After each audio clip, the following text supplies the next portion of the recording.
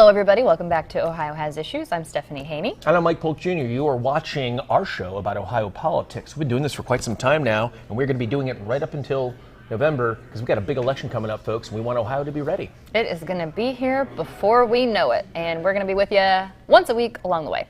That's right. And what are we going to talk to him about today, Stephanie? Well, we've got a busy show, packed show with a lot of great guests for you today. We will be talking mainly today about House Bill 6, the story that just keeps on coming. If you're not familiar with it, it's that big bribery scandal that happened a few years back, and we are getting more information every week about it, thanks to some disclosure that recently came out, and we're going to update you today. Last week we talked a little bit about Governor Mike DeWine and some text messages that he exchanged with some executives from FirstEnergy. This week we're going to talk about Lieutenant Governor Jon Husted's involvement, thanks to some reporting from the Ohio Capitol Journal and our good friend Jake Zuckerman from Cleveland.com and the Plain Dealer, who will be unraveling all of this for us. And we also talked with a law professor from Case Western Reserve University, Michael Benza, and we also do hear from Lieutenant Governor Jon Husted's office. So we'll share that comment when the time comes. That's right. Essentially what we're going to be doing, though, is what this is doing is there has still been no criminal allegations against either the governor or the lieutenant governor, but these texts are just showing how implicated and how connected everything was and everyone was through all of this in a way that we were not aware of before. It certainly paints a picture of a level of knowledge that had previously been denied, and we're going to dig through all of that and what that means. We're going to talk about dark money. We're going to talk about what rises to the level of coordination between a campaign and a dark money organization, because that is not legal in Ohio. That's true. We have smart people who are going to tell you more about that, better than we probably can articulate, including the people who are actually getting to the bottom of this, like Jake. Right. Yeah. What else do we have for him? Well, also recently this week, it was the second anniversary of the United States Supreme Court decision, Dobbs versus Jackson Women's Health Organization. And this was the ruling that overturned Roe versus Wade, which, to put it plainly, returned the issue of abortion rights to the states. It did away with the federal protection for abortion rights.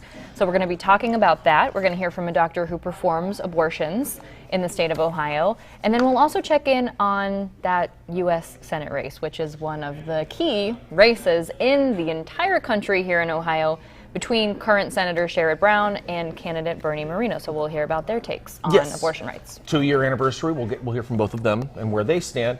But we also have a very special guest that we're going to start off with. Pride Month is wrapping up. Now that just kind of happened, and so we thought to ourselves, boy, we better panic and get a gay guest on. Just kidding. No, this is our friend Dr. Ken Schneck, and he is actually like, this is what really triggered me to do this, was he wrote an article recently for his publication about HB 8, House Bill 8, and that I found pretty interesting, and I wanted his 2 cents on it to actually explain it in a little bit more detail for me. And he's the editor of the Buckeye Flame. Of course, I should have said, editor of the Buckeye Flame. Here's my conversation with Dr. Ken Schneck. Ladies and gentlemen, Dr. Ken Schneck is a tenured professor at Baldwin State University. He is also the editor and founder of the Buckeye Flame, Ohio's only statewide LGBTQ plus publication. Welcome, Ken. Always happy to join you. Ken, from what I understand, there's also a cause for celebration because you guys just celebrated a big anniversary. 4 years now you've been going, huh? We launched at the height of the pandemic, and we are now 4 years old as of a few days ago. That's fantastic. Congratulations. What, any really moments stick out for you? Any crazy moments stick out for you that you're like, this was a really cool moment, worth doing this?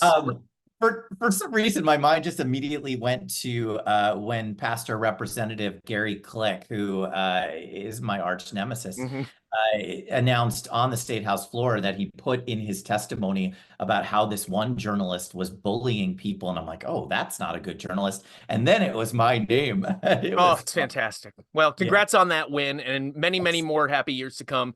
I'm going to pick your brain today, though, about a very specific issue that you've written about, and that's HB 8. HB 8, House Bill 8, was passed in the Ohio House in June of 2023, and it's going to have its 4th hearing in the Senate Education Committee this week. If voted out of that committee, it'll move to the full Senate for consideration. And if that passes, it goes to the Governor DeWine's desk to sign.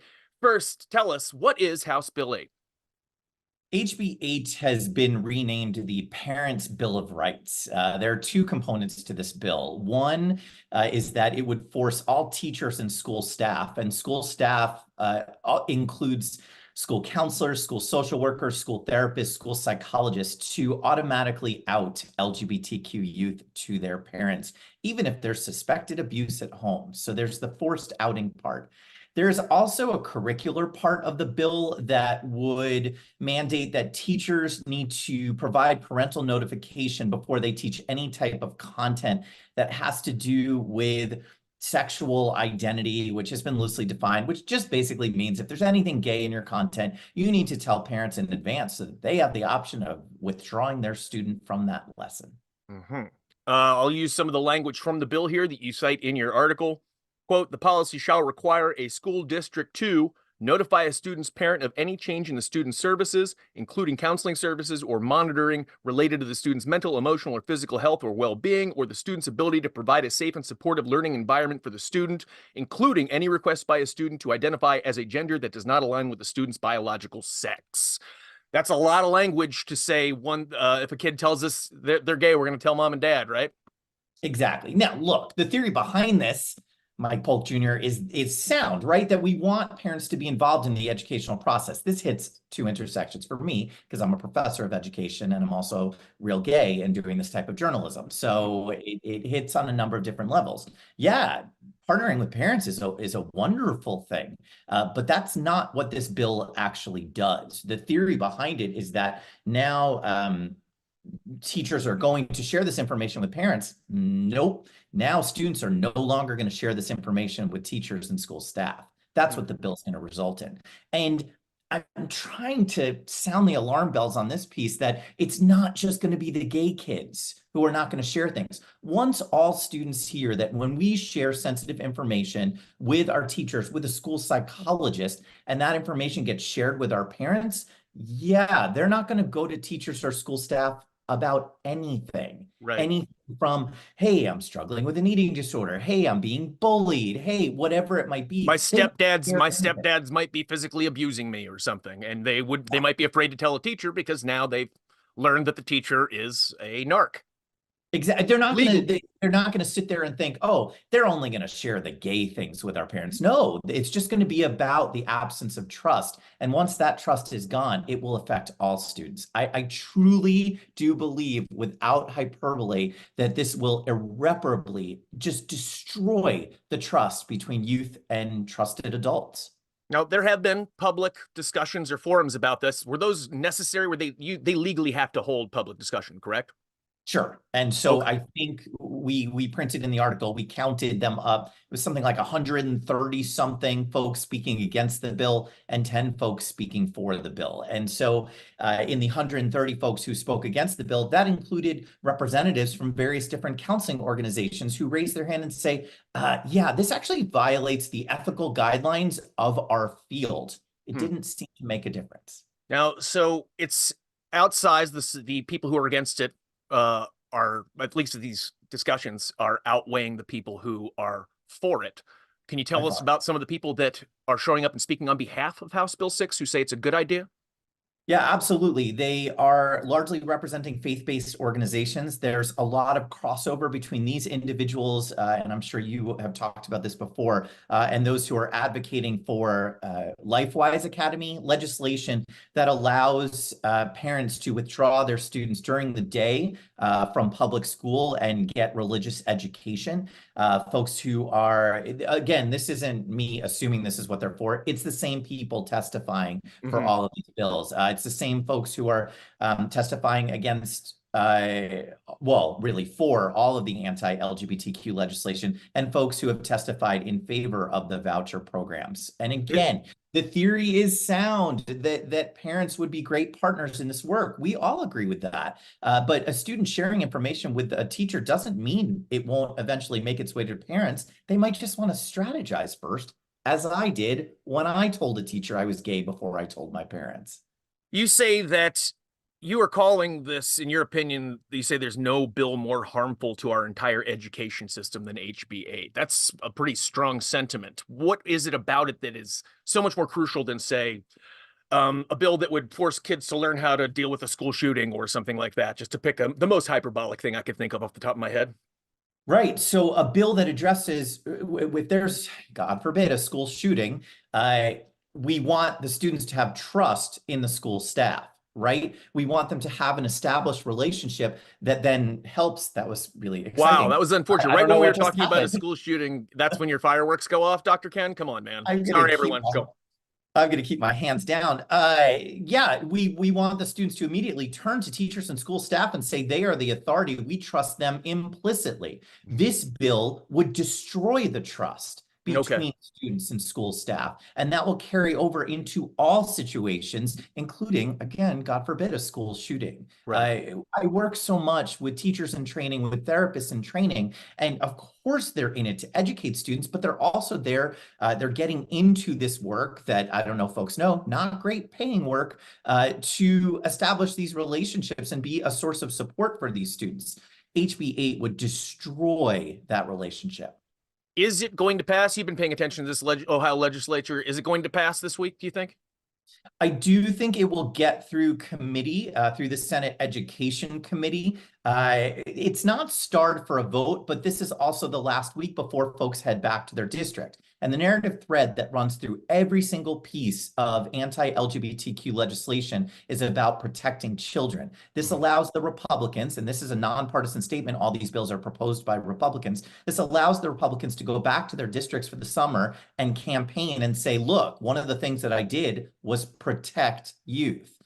So HB 8 has that narrative thread strong there. Whether it will make it through what's looking like a marathon day on Wednesday, it would have to make it out of the Senate Education Committee first. But we're also looking to see if possibly the bathroom bill makes its way onto the House floor tomorrow. So it might not just be about HB 8 tomorrow.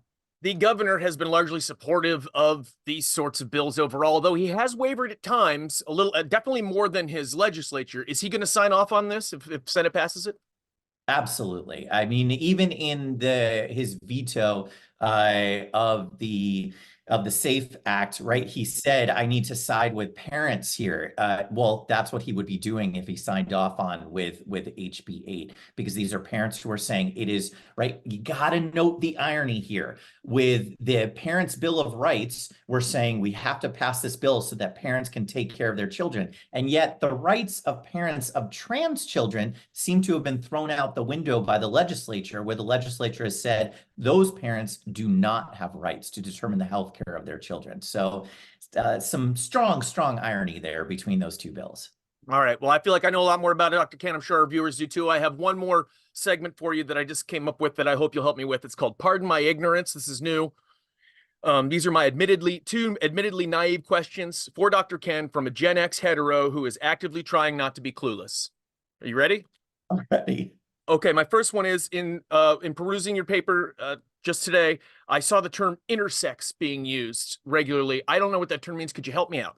Absolutely. Intersex individuals are born with evidence of both genitalia. And so often when we use the phrase assigned at birth a certain gender, it's because well, for many reasons, but one of them is because intersex individuals, usually the medical practitioner, hopefully in consultation with the parents, has made a decision to eliminate the evidence of one of those two, elements that are present at birth.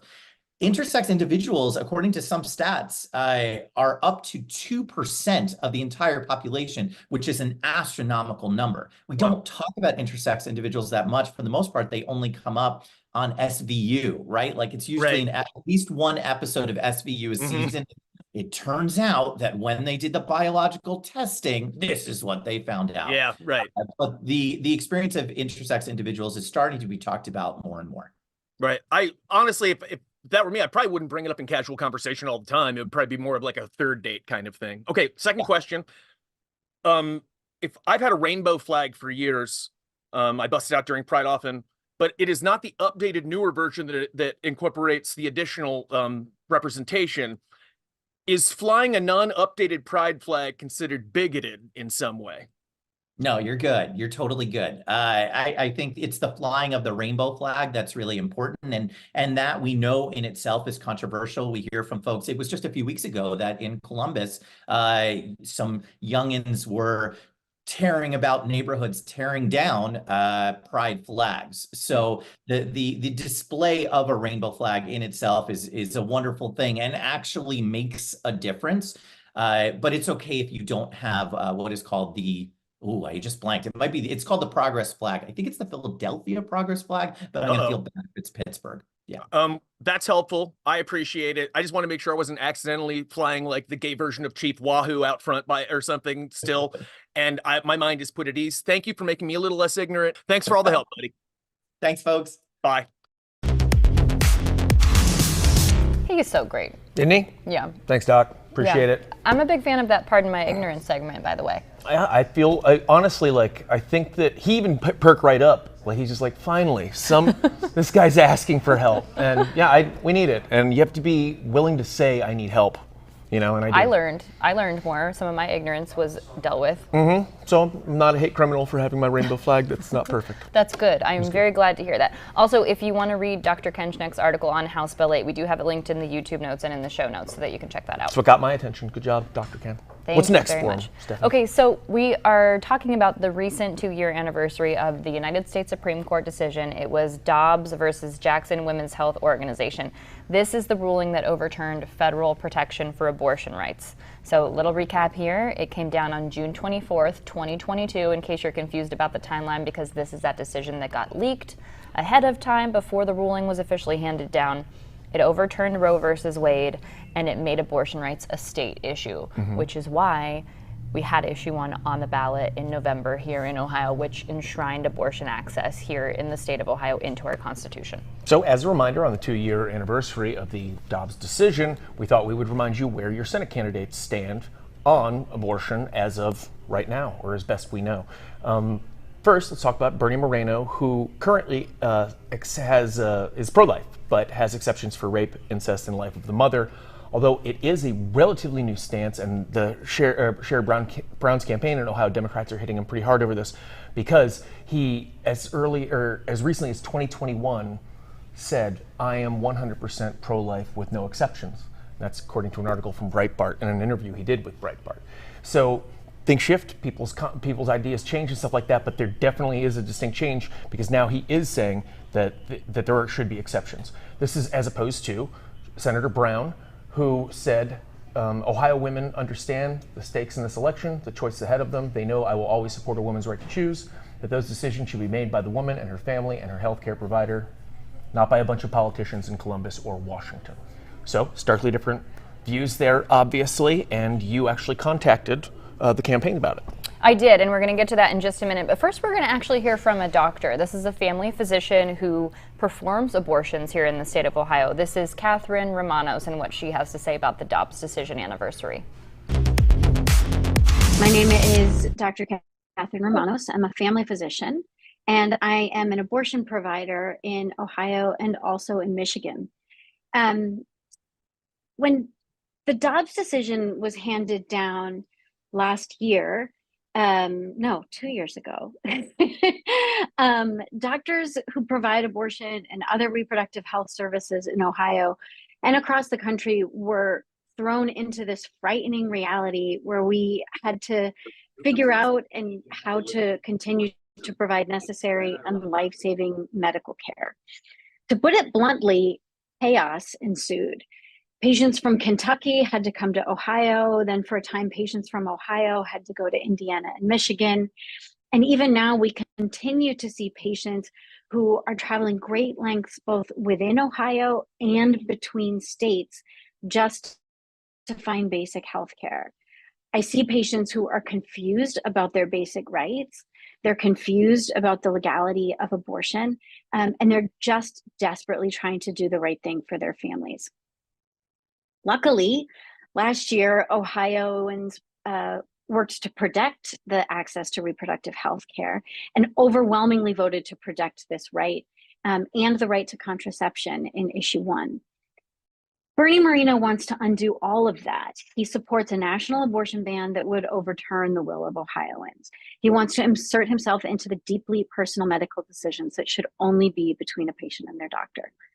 As a doctor, I've experienced firsthand how dangerous these restrictive abortion bans can be. For women in Ohio, and for people all over the country. Moreno said that he is pro-life with no exceptions for rape, for incest, or for life of the mother. All cases that I have seen in Ohio in the last month. The truth is, Moreno's support for a national abortion ban would strip away Ohioans' freedom to make their own healthcare choices. Ohioans have made their voices loud and clear, but Moreno does not respect Ohioans enough to listen. This is why he is wrong for Ohio. Thank you. Hey, that was Dr. Romanos there. Now, in light of her comments, we reached out to the Moreno campaign and asked some specific questions. We specifically asked his campaign for his stance on the Dobbs decision and abortion access, and also what he says about the comment that supporting a national abortion ban would overrule the will of the majority of Ohioans who voted in November to enshrine reproductive rights in the Ohio Constitution. So we got a statement from his campaign. Bernie has made clear throughout this entire campaign that he supports exceptions for rape, incest, and life of the mother. He has long stated that abortion should primarily be decided at the state level. Process-wise, he's comfortable with any path forward that ends elective late-term abortions with reasonable exceptions and saves as many babies as possible. We also asked another follow-up question of the Moreno campaign and asked if he could explain why he said he wouldn't support a recent national bill that would guarantee contraceptive and IVF access for women. Bernie has made clear that he supports access to contraception for women and access to IVF. He does not support the far-left gimmicks in these bills. And those statements we received from Reagan McCarthy, who is on his communications team, attributable to her from the Moreno campaign. The language is important in there. It's very careful. You'll note that it is Bernie has made clear through this entire campaign, as we said. That's true, essentially, from what we've seen, but as recently as 2021, he had a different stance. And that is the difference that's being pointed out. It is. All right, now we'll move on to our main topic for you today, the story that continues to come our way here in Ohio. Newly published text messages regarding our current sitting governor, Mike DeWine, current Lieutenant Governor, Jon Husted, and then FirstEnergy executive. So here's a little bit of background on the FirstEnergy House Bill 6 scandal. We never get sick of giving you background on the House Bill 6 scandal. Do you ever get sick of hearing it? Here it comes again, folks. All right. So the FirstEnergy House Bill 6 scandal involves FirstEnergy admitting to bribing former Ohio House Speaker Larry Householder. They admitted to funneling $61 million into dark money organizations to support Larry Householder and to get House Bill 6 passed. That's FirstEnergy, the electric company that probably provides your electricity right now through which you're watching us. Yes. And House Bill 6 included a $1 billion bailout for 2 failing nuclear power plants that was paid for by the taxpayers, and they were owned at the time by a FirstEnergy subsidiary called FirstEnergy Solutions. Getting into a little bit of the weeds there, they owned the company. I still always love pointing out that one of those that we're paying for still is in Indiana. A coal plant. It's a coal plant. Yeah, it's still a thing. It's still on the books. Now, where this sits criminally with people who have been charged and have been prosecuted in this case. Larry Householder, for one, is serving a 20-year federal prison sentence for this. He's also been charged with 22 state felonies related to the things that happened there. And now, recently, FirstEnergy former executives Chuck Jones and Mike Dowling are facing state criminal charges, not federal criminal charges, because there was a federal prosecution deferment agreement. Because you might have said to yourself, well, FirstEnergy has acknowledged bribing someone. If there is a bribee, that is the person receiving the bribe, there must be a briber. Well, apparently, these people thought so too, these state prosecutors, because now they're on the ropes. And so that brings us to a conversation that you had with our friend of the show, Cleveland.com political reporter Jake Zuckerman. That's right, because even though this happened a while back, we are still learning more stuff constantly, largely thanks to the hard work of people like Jake. Take a listen. Jake Zuckerman is now joining us. This is the guy who's really been at the forefront, in my opinion, of this whole HB6 story. Jake, thanks for joining us. Thanks for having me on. Thanks for the kind words. No problem, man. Appreciate it. Now, again, I know we've been bothering you a lot lately, but it's because the House Bill 6 scandal just keeps on churning out new information. Now, everyone who is watching this, I assume, is familiar with the House Bill 6 scandal. This is a very specific streaming show that we do about Ohio politics, and so I assume you know about the biggest bribery scandal in Ohio history. But you've been reporting on this from the beginning. You foresaw that this was going to be as huge of a deal as it was, and we are still learning new stuff every single week about this, including new text messages that just were revealed. They're not new. They're old text messages that were just revealed from back in 2018 between the governor and some FirstEnergy executives. We talked a little bit about that last week, but now we have even more text messages coming out from Lieutenant Governor Jon Husted as well. First of all, why don't you tell us where this information is coming from, why we're only hearing about it so much later, and where we're getting all this stuff? Sure. The general answer is that there are investors in FirstEnergy suing the company on the general theory that, look, you guys were doing something illegal. You didn't tell the shareholders about it. That devalued our investment. We lost money because of it when this all became public. Therefore, you owe us money. So in the course of that lawsuit, there's something called the discovery process where both sides have to trade all the evidence they got. So everyone's working with the same set of facts. And there were hundreds of thousands. I would have to guess we're at least 1 million documents that have traded hands now. And those documents were obtained by these plaintiffs in this lawsuit. And then the Ohio Consumers Council, who represents residential ratepayers in PUCO cases, it's public utilities cases, they want a protective order. They have something close to subpoena power. So they won all these documents and got them into their house. And from there, because they're a public agency, I and other reporters were able to obtain them by public records request. So we just have this, that's a long-winded way of saying we have this unbelievable glimpse into what is on the governor's phone, what is on the CEO of a Fortune 500 company's phone. Yes, and we are learning a lot of stuff. Now, you said you have hundreds of and thousands of documents here. Have you even scratched the surface on going through this stuff? And what's the process like for combing through these things? How do you know what you're looking for? I'm going to bite my tongue on some of that. I want to keep some of those methods private, but totally fair to say we're trying to target searches. Really, yeah, like you mentioned, this is clearly more documents than I can just sift through and organize. So it takes a search strategy, a little bit of software to get through them. But I think that one of the most revealing things is just like the chatter, just the sort of thing you look for intelligence. Is just how do these characters interact? How do they respond to events in real time? That's the kind of glimpse we're getting here. Okay, just as a reminder, what were some of the texts between Governor DeWine and the FirstEnergy executives that caught your attention? Sure. So there was this really important period of time that we actually already knew about before some of these texts came out, where on October 10th, 2018, we know this from testimony in Larry Householder's trial, a lot of officials with FirstEnergy Solutions, that's the subsidiary that actually owned these nuclear plants, they met with Mike DeWine, they met with Jon Husted. This was at a fundraiser for the Republican Governors Association, which backs Republican governors. They all stepped into a room, and according to a FirstEnergy Solutions lobbyist, they were there to talk about, quote unquote, our issue. And everyone understood our issue is a state bailout for these nuclear plants. One day after that meeting, FirstEnergy Solutions writes a $500,000 check to the Republican Governors Association. So we always knew those set of events, but that's not evidence that Mike DeWine knew about that check, that he asked for that check. It's just one thing happened after the other.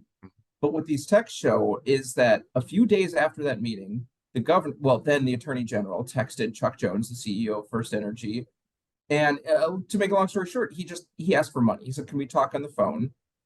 And the governor was a little more circumspect in his communications. But then when Chuck Jones, the CEO, texted his senior vice president, Mike Dowling, who's also been indicted for bribery, they're much more explicit. They say, DeWine's calling us. He's asking for money.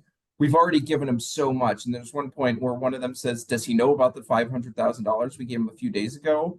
And Mike Dowling responds 7 minutes later, yeah, he knows. So, you can use your imagination for what happened in that 7-minute window.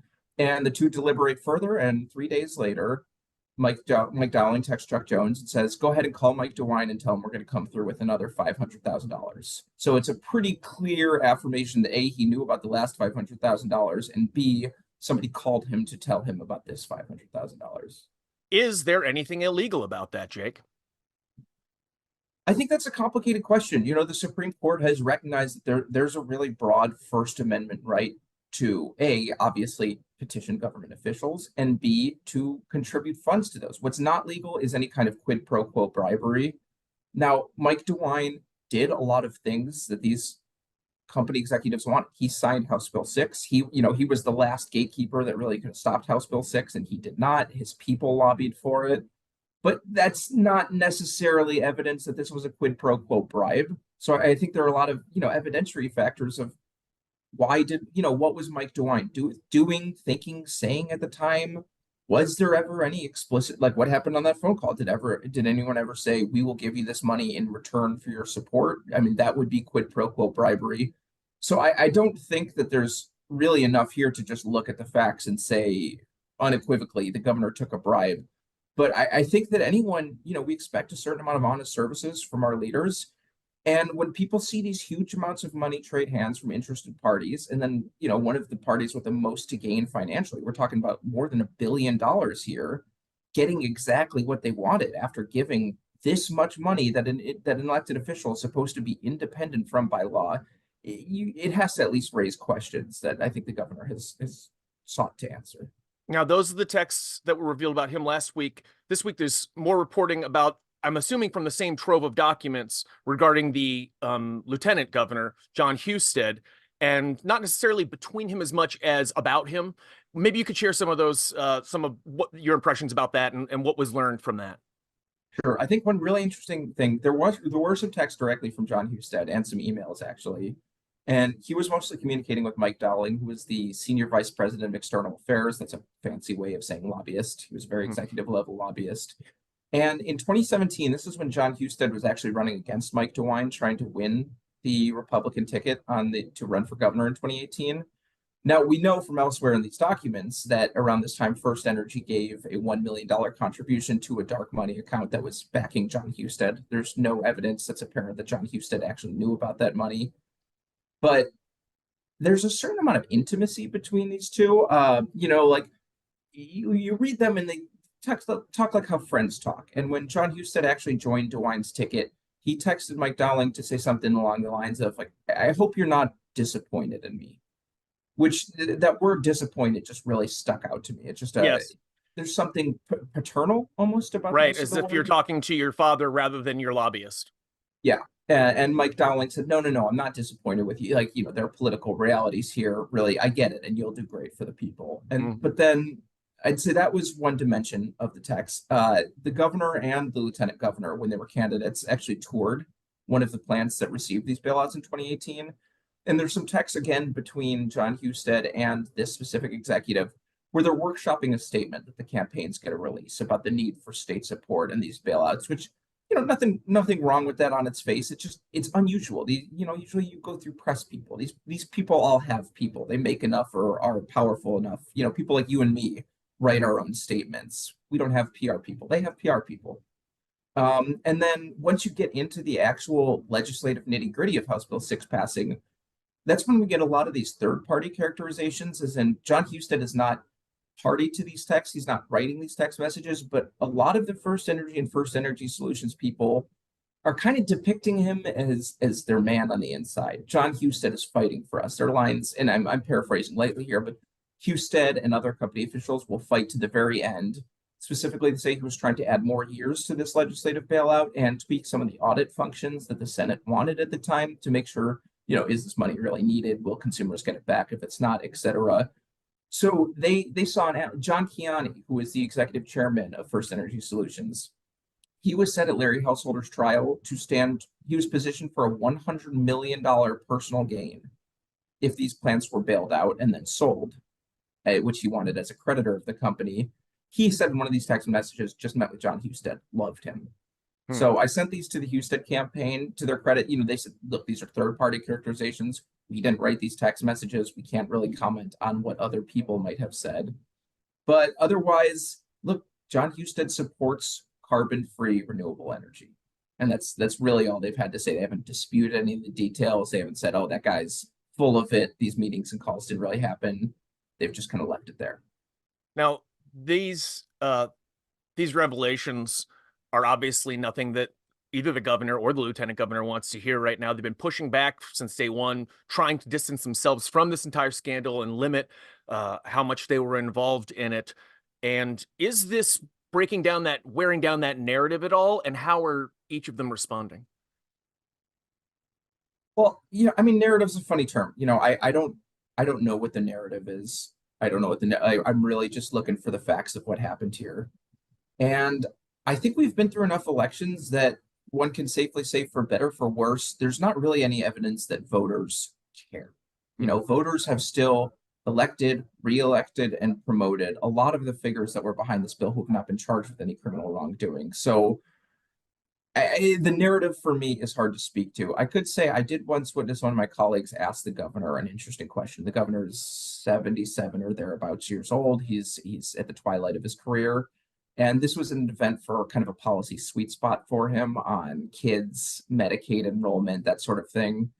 And she asked, do you think that this being House Bill 6 will be your legacy? And it clearly got under the governor's skin. And this was Laura Bischoff of the Columbus Dispatch. And the governor made a comment, and it was more in tone that it came out as irritated, but something effective. Well, you know what, Laura, that's something people like you are going to figure out. I don't know if this is going to be my legacy. And you could just tell it goddamn it hit it. Mm-hmm.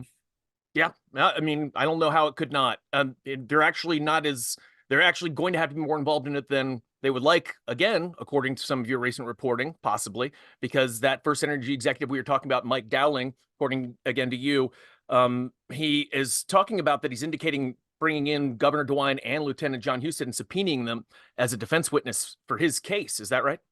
That is right, yes. And that's in the criminal case. And I'd emphasize here, that's not final. That's not a guarantee that he will bring them in. But yes, he has indicated to the prosecution of look, he has a right to a full-throated defense.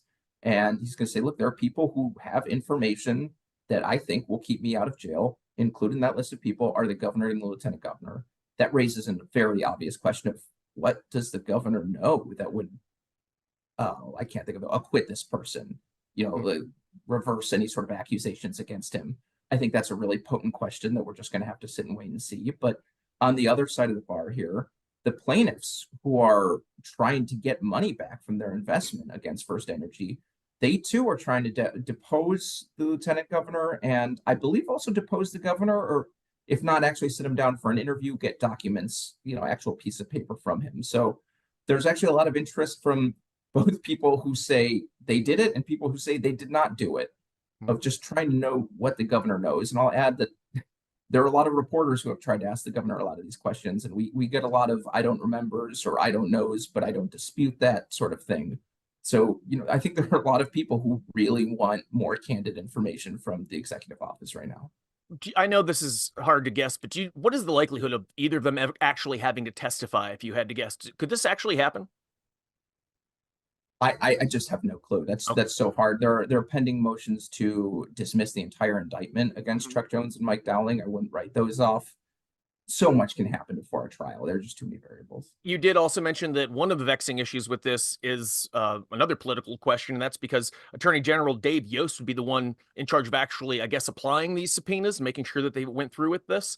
That's got to be a bit of a sticky wicket.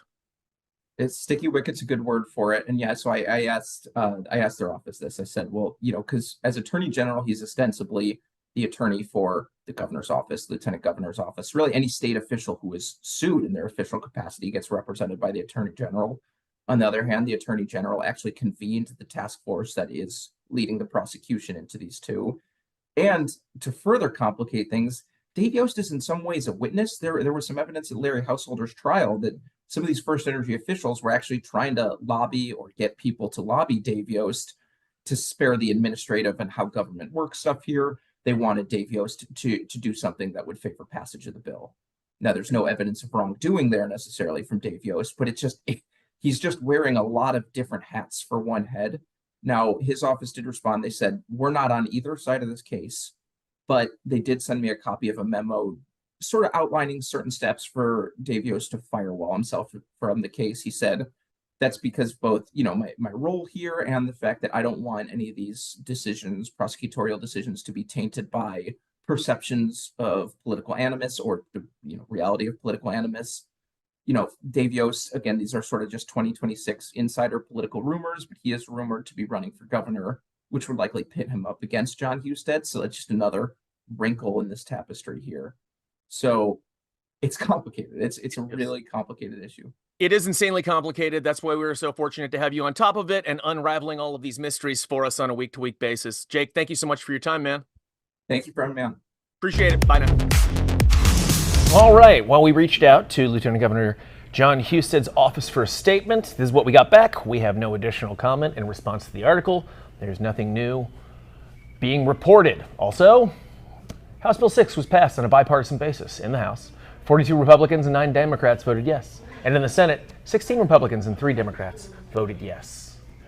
We'll hear more from his office in a little bit, but first we're going to talk now with Case Western Reserve Law School professor Michael Benza. We talked with him a little bit more about some of the specific text messages. There are some really specific text messages here that kind of get into the nitty-gritty of how these FirstEnergy executives were talking to Governor Mike DeWine specifically, and also seem to be kind of suggesting that Lieutenant Governor Jon Husted was really leading the charge on pushing House Bill 6 through the legislature. So here's what he had to say about that. All right, thank you very much, Professor Benza, for being with us today here on Ohio Has Issues. It's my pleasure to be here.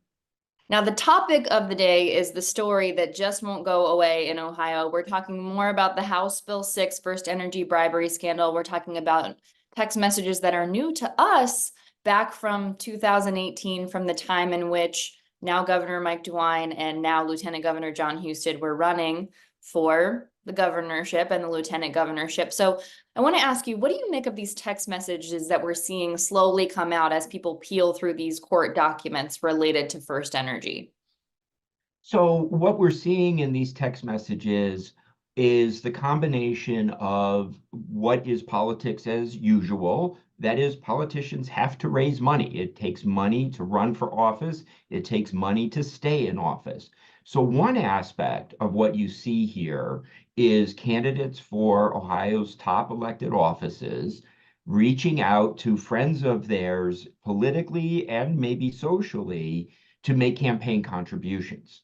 But underlying that is the subtext of the push by FirstEnergy to illegally get House Bill 6 passed. And I say illegally because we've already had FirstEnergy plead guilty through an agreement of non-prosecution, admit to what they have done. We've had other defendants plead guilty in the scheme, and we've had multiple defendants found guilty after jury trials of using this fraud in the system for bribery to lead to the passage of House Bill 6. Okay, and so what we're seeing now, we're seeing these text messages between DeWine, some between Husted, mostly about Husted, but with these then FirstEnergy executives, which, as you mentioned, they're indicted now here in the state of Ohio. There's something else that we're seeing here too, and that maybe wasn't as immediately apparent to people. I want to ask you about the relationships that exist between the administrations and connections with FirstEnergy. Can you describe those for me? So there's a huge interaction and relationship between Governor DeWine's administration and FirstEnergy. There has been a lot of crossover of people in his administration moving over to work for FirstEnergy. There are people who formerly worked for FirstEnergy now in his administration. And then you also have relationships between people in his administration and FirstEnergy. Most importantly, probably are the Dawsons. Mike Dawson is a lobbyist for FirstEnergy. His wife is in the administration for Governor DeWine. So there's lots of overlap between FirstEnergy and this administration. And let's kind of backtrack this for people who may not be as necessarily familiar. So we're seeing these conversations that are happening between DeWine and Chuck Jones with involvement with Mike Dowling, and then also conversations with Lieutenant Governor Husted and about him. So we do know that former Ohio House Speaker Larry Householder is serving a 20-year federal prison sentence for what he did related to FirstEnergy and House Bill 6. So what's different here that we're seeing between these communications? So one big factor that is different is that at the moment, we are not aware that FirstEnergy has admitted, as they did with Larry Householder, that what they were doing with Governor DeWine and Lieutenant Governor Husted was part of this corruption scheme. That part we have not seen. That's the major difference right now, because the text message is, don't do anything more than demonstrate the need for political money. It needs more for a prosecutor to be able to prove corruption in these types of circumstances, because what the Supreme Court has done with a number of rulings regarding public corruption and the burden on the prosecution is not just to prove money changed hands, but that money changed hands with the agreement that you give me money, I will do what you want me to do. And that isn't in these text messages. One of the difficulties with text messages, like with emails, is context is missing. You lose the subtext that is coming from a face-to-face conversation where you can see facial expressions, you can hear tone and things like that. We've all misinterpreted text messages or emails because we put a spin on it that isn't what the sender intended. That's what the prosecution would be facing with these messages right now. There isn't this literal smoking gun like they built up in the Householder and Burgess cases. One exchange, though, that does stick out, at least in my mind, is there's an exchange where now Governor DeWine reaches out to Chuck Jones and he says, hey, can I call you? And then specifically mentions that there was $1 million donation made in support of his Democratic candidate at the time for the governorship. And then we see a separate exchange between Chuck Jones and Mike Dowling, and they're talking about, okay, tell him we're a go on the $500,000 donation to the Republican Governors Association, which is a dark money organization. So does that rise to the level of coordination, which is not legal? So that's probably on its face the most damaging text message chain in this series of events. You're right, it is illegal for a candidate for office to work with dark money or 501c4 organizations to have the money go back and forth. What we have is a text message from then candidate Mike DeWine asking Chuck Jones for money, conversations between Chuck Jones and other people at FirstEnergy. The response back to Chuck Jones is, we're going to put it into this dark money pot, let DeWine know. If they can show, a prosecution could show that the governor understood that that's where that funds were going to go and was working to get that, that's probably the easiest example of criminal liability. It would be a campaign violation, but it still would be a crime. Okay. And there does seem to be some suggestions in this latest batch of text message that maybe now Lieutenant Governor Jon Husted was keeping DeWine in the dark purposefully to take the lead on pushing House Bill 6 through. Does that make a difference? It would make a difference in terms of each of their individual criminal culpability. That is, if we got to the point of bringing charges, the issue for Governor DeWine would be, I didn't know that this was what was going on. This was happening without my knowledge. I was being kept in the dark. And what he would then end up doing literally is throwing Jon Husted under the bus and saying it's his responsibility. You're right. There does appear to be a concerted effort within FirstEnergy and the lieutenant governor to keep DeWine out of the loop about what was going on behind the scenes. What that would do for the lieutenant governor, however, is start to look a lot more incriminating in that he did know that what they were doing was in fact improper, and that's why he was giving the governor plausible deniability of culpability. All right. I do also want to bring up one particular text message exchange that also really caught my eye that kind of speaks to this same topic. There was a text message between the then FirstEnergy executives that was talking about DeWine and what he may know or may not know and what those conversations would look like. I think it specifically said, talk to him as if he doesn't know anything, act surprised when he does. Sometimes he doesn't know what you're saying. Sometimes he does know and pretends he doesn't know. What do we make of that? I think part of that is a recognition that everybody involved was trying to hide what it is they were really doing. The people who have already pled guilty or been found guilty, FirstEnergy has admitted that this was what they were doing. They were doing corruption. And so I think you see in these text messages some efforts to try to hide what it is that they are going to be doing and to try to provide protection for everybody involved, but primarily for Governor DeWine.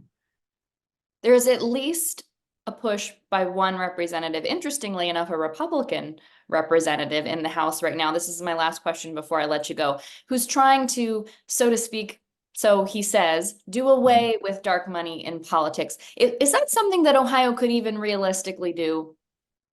Unfortunately, the reality of money and the reality of dark money is that it is, at least for the time being, here to stay.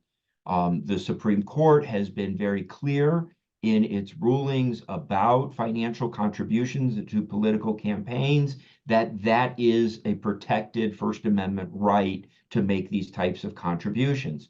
They have also made multiple rulings in the area of the criminal law that makes it very difficult to prove the corruption component that everybody is talking about in terms of this dark money. It's going to be very difficult to craft legislation that walks that line between First Amendment protected speech and criminal ferreting out criminal activity or improper funding.